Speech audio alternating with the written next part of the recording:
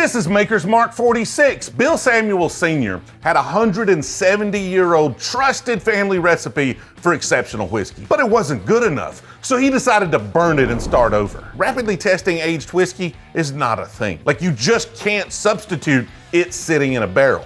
Or can you? How'd you do this? I'll show you. Bill was an innovator, and he didn't have decades on his hand to sit around to get it right. So he decided to take all of the ingredients and bake loaves of bread with them instead so he could dial in the flavor profile he was looking for. Now, I don't know how the flavors of frickin' loaves of bread correlate to the flavors of an aged whiskey, but apparently Bill knew, and it led him to choosing a red winter wheat instead of the more common high rye bourbons of his day, which made his whiskey a lot softer around the edges and a bit more approachable. He then went and purchased Burke's Distillery in Loretto, Kentucky in 1953 and got to work crafting his signature whiskey. Now, Bill wanted to get it right in the shortest time possible. So instead of just leaving the barrels alone like a lot of folks do, they actually turn the barrels by hand just to make sure they're using all of the barrel surface, and they just wait till it tastes right. Like, there's no particular age that these things are gonna be aged to. Keep turning them, keep testing them. Once they taste good, freaking sell them. And so 5 years after he bought the distillery,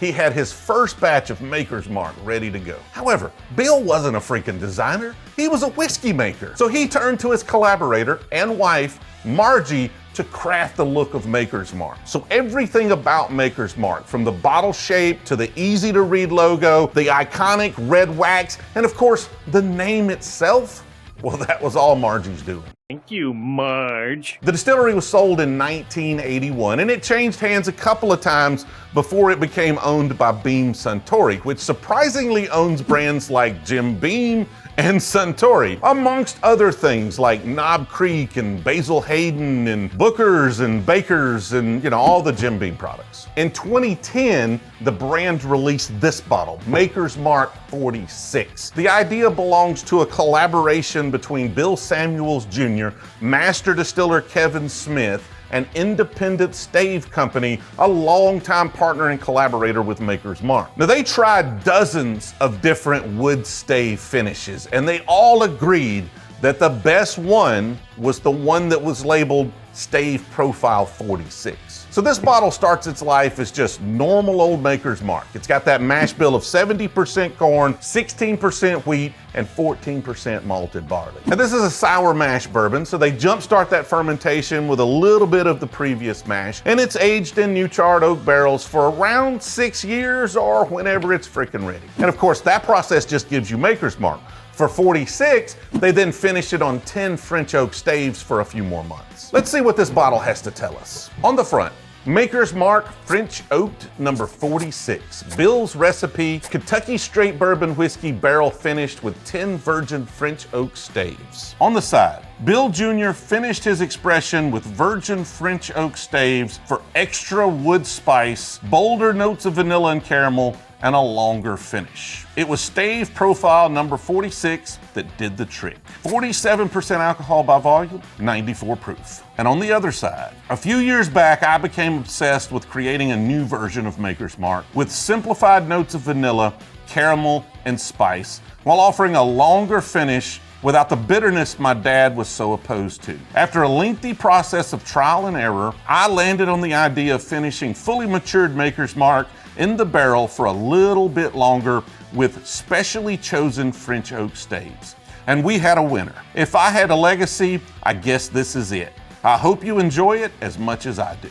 Bill Samuels Jr., son of the founders, Bill and Margie. Let's look at those distiller's notes. Nose, hints of toasty French oak, caramel, and baking spices. Taste, mildly sweet and uniquely layered with deep, rich notes of vanilla and baking spice. Finish, velvety, subtle, and pleasingly long.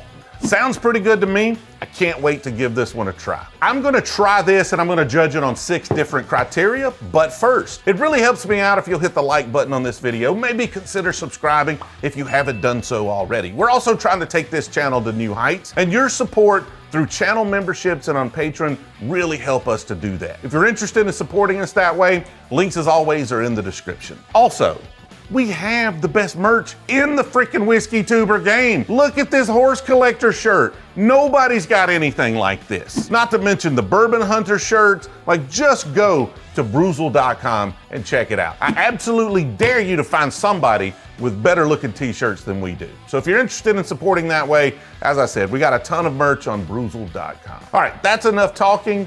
Let's get to drinking. Here is my blind review of Maker's Mark 46. We're doing things a little different.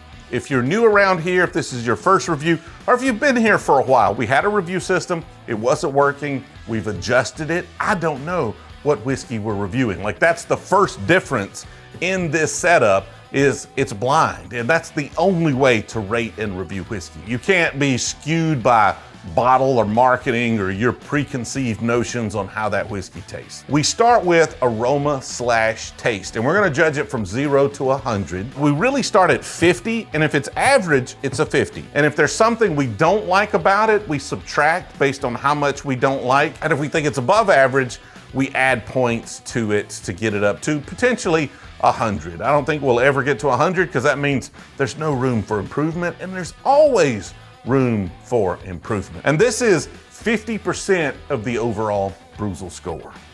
Not a bad nose. I'm not getting that, like, obviously I love the bright red fruits that I get on like a Pappy's or a Weller or a lot of the Buffalo Trace products. This one doesn't have that. It's a little more, like, it smells like it might have a little bit of proof on it, but it's not kind of that fruit forward.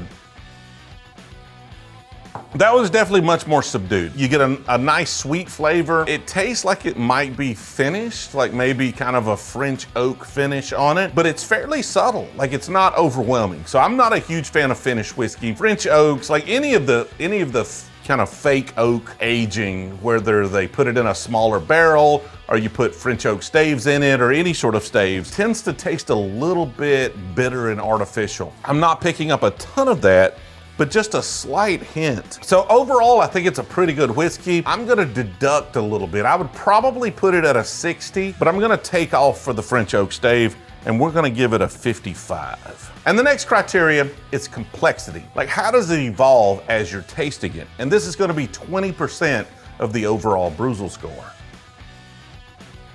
Again, it's kind of sweet, French oak, and then it dissipates into almost nothing. So not bad, probably slightly above just like an average whiskey, but not something that I just really am looking for necessarily. I'm gonna give it just a slight bump to 55. And the next criterion is finish. Like, what does it leave you with once everything's said and done? And this is 10% of the overall Brewzle score.